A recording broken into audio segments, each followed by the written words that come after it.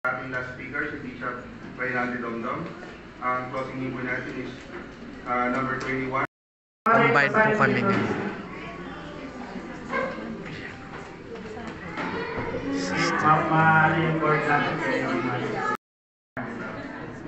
Okay, so dito tayo sa pangalawa. So pray and keep covenants. Temple covenants. Ayan dito. So follow the private counsel to live worthy of a temple recommend and receive heavenly power by making and keeping temple covenants.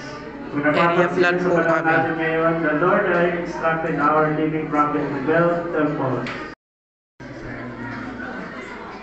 Okay, so we will now proceed to the presentation, the business presentation of our computers.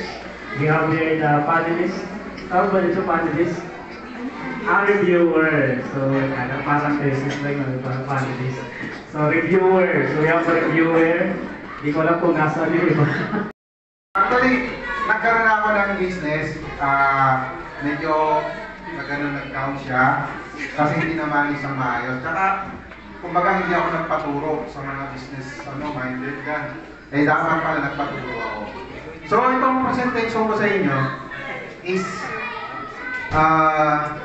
sa bakery. Kaya nakikita nyo, obvious naman, may mga hat sila ng mga chef. So paano ba ito? Pindot. Next. Enter. Pindot ko na ambot.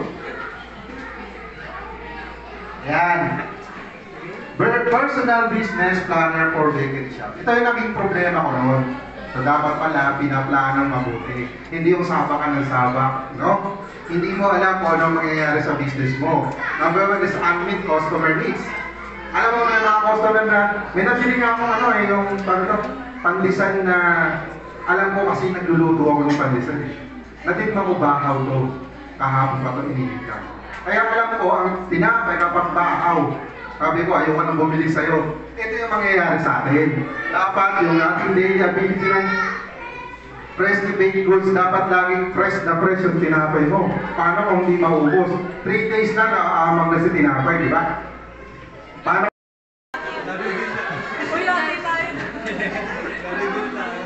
Making and selling wearables, making and packaging na lang. So, ano po, since yung wearables, madali lang naman siya gawin, hindi na po kailangan ng like Graham bars na.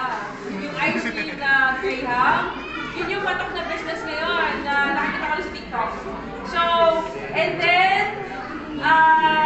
have you tried selling it nung nagpo-fund kayo for Young Women Camp? Kasi yun yung mga ways para yun sa Young Women Camp nyo, para mag-raise ng fund. So, yun. And then, realistic, simple business ang din yung naisipan ko. Dapat sa akin po talaga yung Graham balls. Kaso sabi niya, sila kasi na unang nag-isip. Sabi ko ako nga nag-bente, pero sige. Kaya Graham balls na. Pero naman din naman po kami before. Hindi gusto sa akin eh. Tapos mag-member tayo, sinanda ako sa email. Homework, mo ako pag may project ka sa mga clients ko. So para may trabaho din kahit pa paano. And yun po, ito po yung business website. Ito po yung principal na Maganda na may kilala kayo sa loob.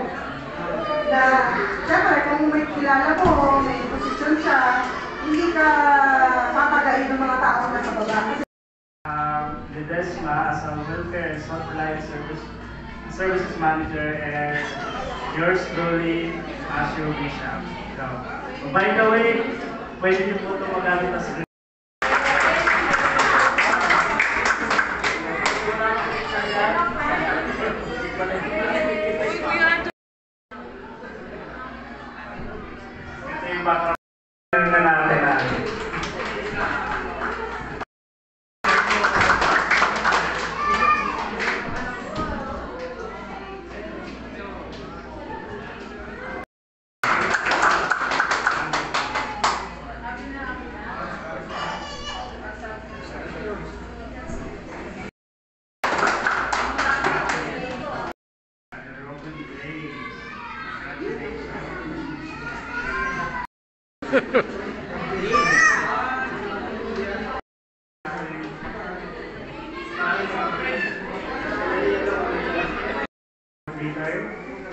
Also si Sister Almera Lamiro.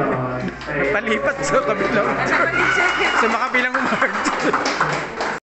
The blind Ramiro. Ramiro? Sorry.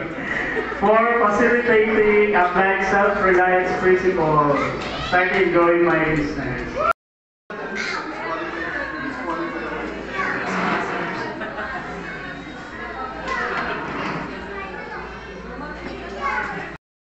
Ito po sila oh.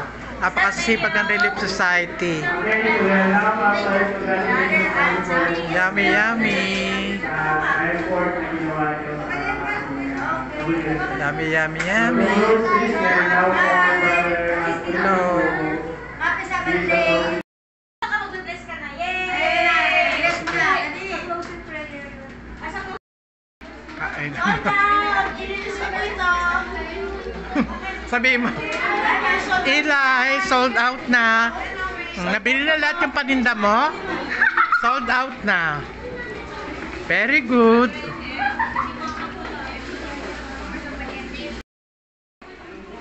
Shout time.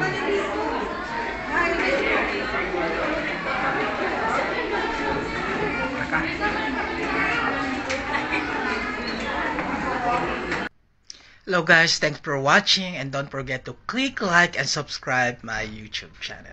Maraming salamat po till my next vlog. And don't forget, if you subscribe, to click also the notification bell in order for you to be updated in my next video that I'm going to upload. Thank you so much for watching. I love you all. Mwah.